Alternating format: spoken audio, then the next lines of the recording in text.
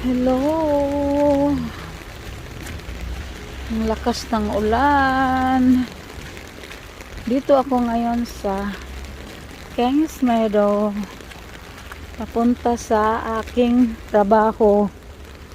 Mula sa bahay walang hinto ang ulan.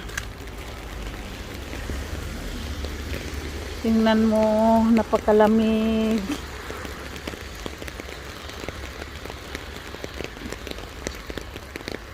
Ang buhay ng mahirap. Ito ang buhay ko ngayon. Sa bagay, mulat sa pool ay mahirap naman talaga. Wala pa rin pagbabago. Ayan.